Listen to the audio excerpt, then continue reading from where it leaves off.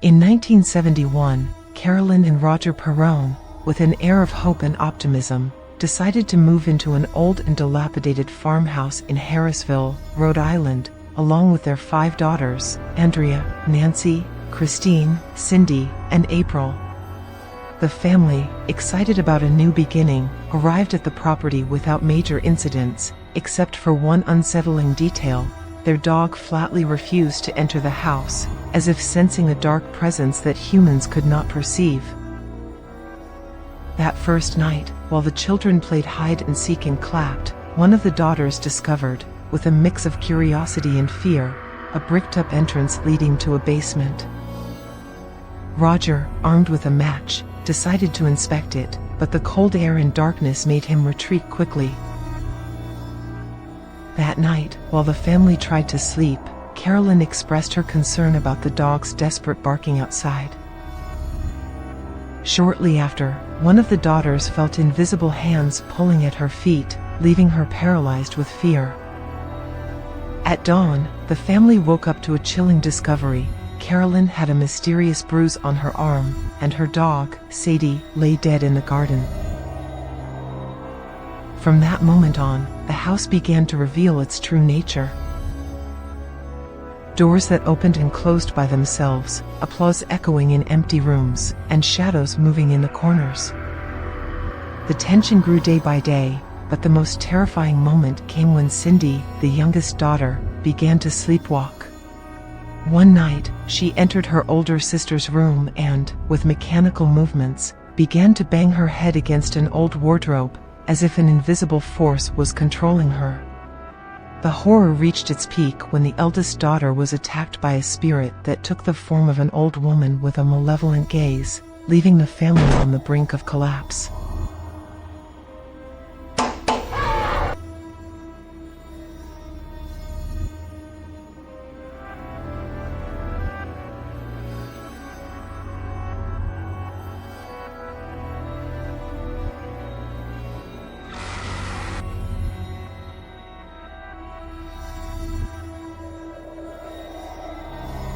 Desperate, Carolyn sought the help of Ed and Lorraine Warren, the famous paranormal investigators known for confronting the supernatural. The Warrens arrived at the house and, after an initial investigation, Lorraine immediately sensed the presence of a deeply malevolent spirit that had latched onto the family. In a grave voice, she explained that the house might need an exorcism, but warned that this process required more evidence and the authorization of the Catholic Church. The family, now trapped in a nightmare they couldn't control, clung to the hope that the Warrens could save them.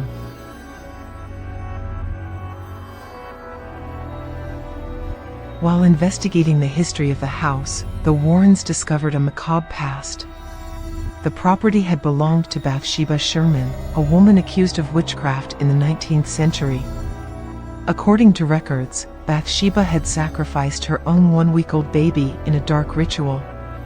When her husband discovered her, she fled to the top of a tree on the property, cursed everyone who would inhabit her land, and proclaimed her love for Satan before committing suicide. This curse seemed to have haunted the property, as the Warrens found reports of numerous murders and suicides that had occurred in the houses built on that site over the years. The revelation of Bathsheba's story left the Perron family in a state of astonishment and bewilderment. How could they escape a curse that had haunted that land for centuries? The house, which once seemed like a refuge, was now a prison filled with shadows and dark secrets. With the Warrens by their side, the family prepared to face the unimaginable, knowing that the battle against evil was just beginning. Ed and Lorraine Warren returned to the Perron house accompanied by a police officer and another paranormal investigator, Drew Thomas. With determination and an arsenal of high-tech equipment, they installed thermal cameras and alarm systems in every corner of the house. Their goal was clear: to capture irrefutable evidence of the presence of Bathsheba Sherman's spirit in order to obtain the authorization of the Catholic Church and perform the exorcism that the family so desperately needed. However, the first night passed in an unsettling silence. There was no paranormal activity, not even the faintest whisper. The clocks, which used to stop at 3:07 a.m., kept time without any issues, as if the house were waiting for the perfect moment to reveal its secrets.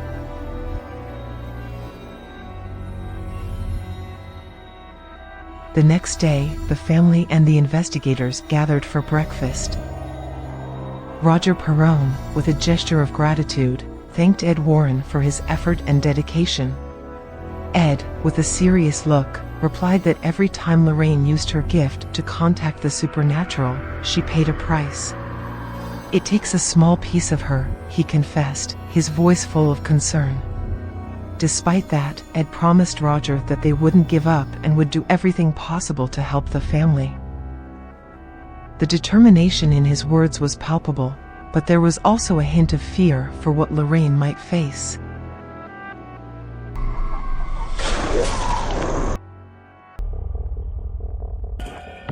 The second night of investigation began with palpable tension. Suddenly, Cindy, the youngest daughter, began to sleepwalk again. As she climbed the stairs, the thermal cameras captured a drastic drop in temperature around her, as if an icy presence were accompanying her. The investigators watched in horror as Cindy entered her older sister's bedroom and climbed into the closet.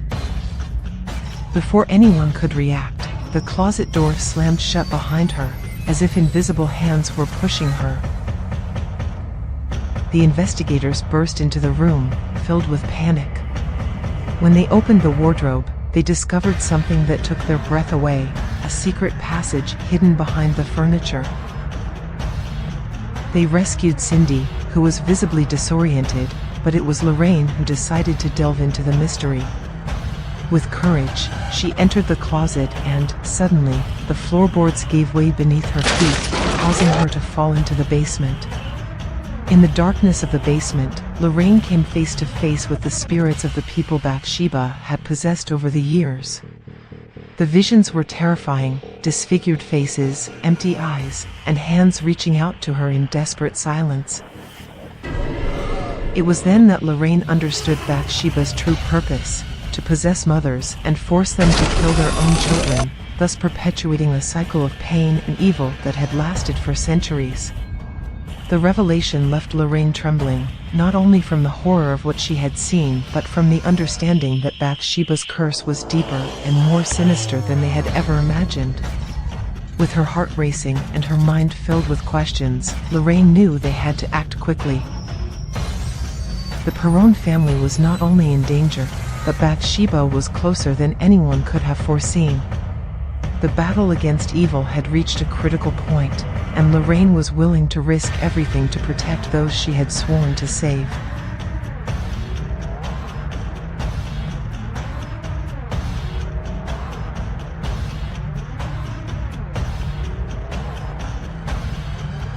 After Lorraine escapes from the basement, she and Ed take their evidence to Father Gordon to arrange an exorcism while the Perron family takes refuge in a hotel. Their relief is interrupted when Carolyn suddenly returns to the house with two of her daughters. Ed and Lorraine run towards the house, where they find Roger and the police officer struggling with Carolyn as she tries to stab one of her daughters with scissors. They try to get Carolyn out of the house and take her to the priest immediately, but Bathsheba torments Carolyn when they try to do so, leading Lorraine to comment that Bathsheba will kill Carolyn if she is forced out. Ed suggests calling the priest, but Lorraine reminds him that the priest is too far away, insisting that Ed perform the exorcism himself. While the others hold the tormented Carolyn, Ed begins the exorcism. Carolyn apparently stops fighting, and for a brief moment, it seems that the exorcism was successful. Suddenly, the chair Carolyn is sitting on levitates off the ground, turns around, and gets hooked to the ceiling.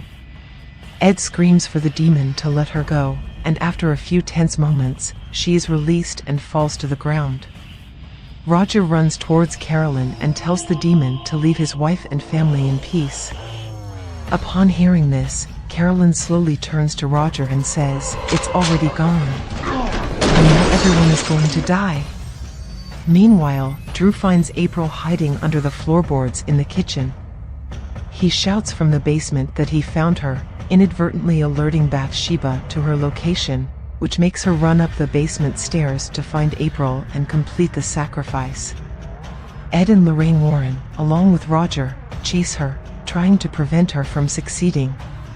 The possessed Carolyn chases April through a tunnel beneath the floorboards. Carolyn grabs April, but Lorraine peeks through the floor and grabs Carolyn's head. She tells Carolyn to remember how much her family means to her, and to recall what she said about how special they were to her, and that they meant the world to her, and what she would leave behind if she did it. This seems to reach Carolyn, as her face relaxes and her breathing returns to normal. The demonic presence in her eyes seems to fade, and she leaves April on the floor. The scene shifts to Carolyn being helped out through the front door, on a now sunny morning. As she crosses the threshold of the door into the sunlight, the bruises on her skin disappear and she becomes the same person as before. Roger and Carolyn rejoice with their family in the front yard, hugging each other, knowing that it is finally over. After driving the demon out of the Perron house, the Warrens return to their home. The scene cuts to Ed Warren entering his room of possessed objects and artifacts.